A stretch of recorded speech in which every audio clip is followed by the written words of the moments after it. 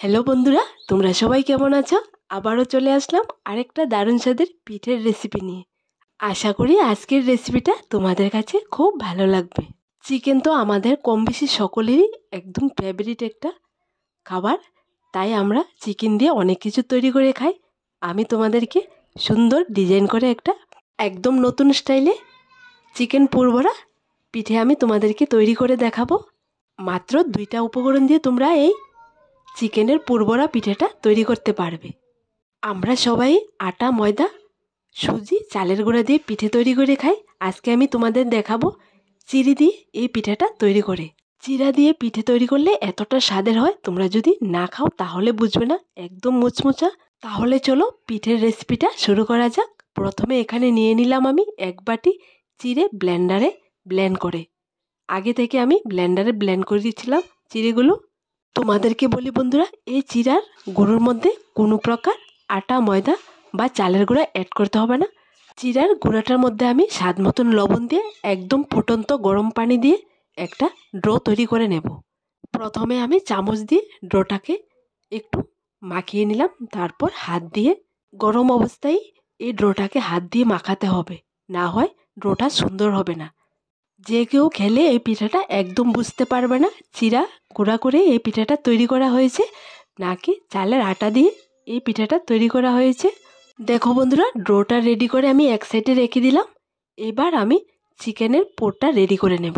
এখানে চিকেন পুরটা রেডি করার জন্য নিয়ে নিলাম 5 থেকে 6টা কাঁচা লঙ্কা একদম কুচি কুচি করে কেটে, একটা মাঝারি সাইজের টমেটো কুচি করে কেটে, পরিমাণ মতো আদা রসুন পেস্ট, আর একটা বড় সাইজের পেঁয়াজ কুচি। আর এখানে নিয়ে নিলাম 200 গ্রাম চিকেন। চিকেনটাকে আমি কিমা করেছি, হাফ কিমা করেছি। এখানে পুরটা রেডি করার জন্য চুলোয় একটা প্যান বসিয়ে দিয়ে দিলাম পরিমাণ মতো রান্নার তেল।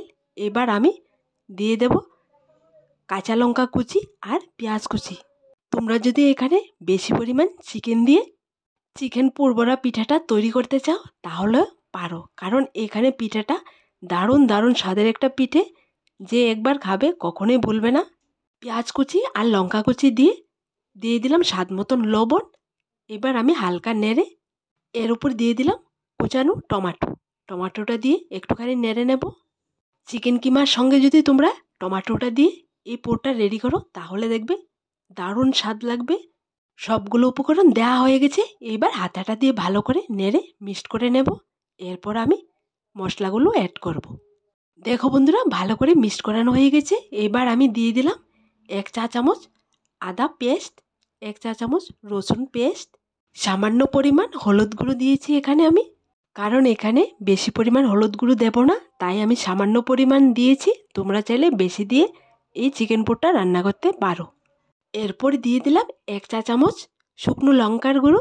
তোমরা এই চিকেন পুর পিঠাটা একটু ঝাল ঝাল করে তৈরি করবে, তাহলে দেখবে খেতে দারুণ টেস্ট লাগবে।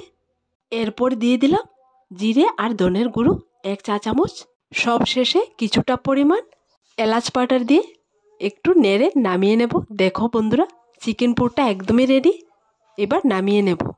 আর এখানে চিড়ের ডোটা থেকে কিছুটা পরিমাণ ডো নিয়ে একটা রুটি বেলে নিলাম। আর একটা পেপার থেকে আমি হার্টের ডিজাইন করে একটা কেটে নিলাম। আর রুটিটার উপর রেখে একটা সুই দিয়ে সুন্দর করে চারদিক কেটে নেব। ঠিক একই রকম করে আমি চিড়ের ডোটা থেকে সবগুলো রুটি তৈরি করব আর হার্টের ডিজাইন করে সুই দিয়ে কেটে নেব। আমি আমার পছন্দ মতো হার্টের ডিজাইন করে পিঠাটা তৈরি করব। তোমরা যদি চাও অন্য ডিজাইন করে করতে তাও পারো। দেখো, একদম সহজভাবে আমি ডিজাইনটা সুই দিয়ে কেটে নিলাম। আর রুটির কাটা অংশটা দিয়ে আবার রুটি করা যাবে। এখানে পিঠাটা তৈরি করার জন্য এরকম 2টা হার্টের ডিজাইন লাগবে। 2টা ডিজাইন দিয়ে এই পিঠাটা তৈরি করতে হবে। দেখো বন্ধুরা, একটা পিঠের ডিজাইন আমি নেব আর চিকেন পুর থেকে কিছুটা পরিমাণ চিকেন পুর মাঝখানে দিয়ে চামচ দিয়ে সুন্দর করে সেট করে নেব, যাতে করে চারদিকে বের হয়ে না আসে। পুরটা সুন্দর করে সেট করা হয়ে গেলে এর উপর দিয়ে আরেকটা পিঠের ডিজাইন আমি সুন্দর করে সেট করে লাগিয়ে নেব। এরপর চারপাশ আমি আঙ্গুল দিয়ে প্রেস করে লাগিয়ে নেব, যাতে করে ভেতরের পুরটা বেরিয়ে না আসে। তোমরা যখন চিকেনের পুরটা রান্না করবে তখন চিকেনের পুরটা একদম শুকনো রাখবে, না হয় চিকেনের পুরটা যখন পিঠের মাঝখানে রাখবে তখন চারোদিকে বের হয়ে আসবে। দেখো বন্ধুরা, পুরটা রেডি করার পর এবার আমি পিঠাটা হাতে নিয়ে নিলাম একটা শন দিয়ে আমার মনের মতো করে আমি ডিজাইন করে নিচ্ছি। তোমরা যদি চাও আমার মতো করে করতে পারো, আর না হয় তোমরা তোমাদের পছন্দ মতো শন দিয়ে ডিজাইন করে নিতে পারবে। তোমরা যদি এই শন দিয়ে পিঠের মধ্যে ডিজাইন করো তাহলে তোমাদের কোনো ছাঁচের প্রয়োজন হবে না। একদম সিম্পলভাবে তোমরা এই শন দিয়ে অনেক ধরনের ডিজাইনের পিঠে তোমরা তৈরি করতে পারবে একদম সহজে। তোমাদেরকে বারবার বলছি বন্ধুরা, এই চিকেনের পুরবড়া চিড়ে দিয়ে এই স্বাদের পিঠাটা একবার হলেও বাড়িতে বানিয়ে খেয়ে দেখবে। দেখো পিঠের ডিজাইনটা আমি করে নিলাম, দেখো দেখতে কতটা সুন্দর হয়েছে। এইবার পিঠের চারপাশ একটা কাঁটা চামচ দিয়ে আর একটু ডিজাইন করে নেব, যাতে করে পিঠেটা দেখতে আরও সুন্দর লাগে। তোমরা যখন কাঁটা চামচ দিয়ে এই পিঠের ডিজাইনটা করবে তখন চামচের মধ্যে একটুখানি তেল বা ঘি লাগিয়ে নেবে, তাহলে দেখবে চামচের মধ্যে আটকিয়ে থাকবে না, একদম সহজে ডিজাইনটা হয়ে যাবে।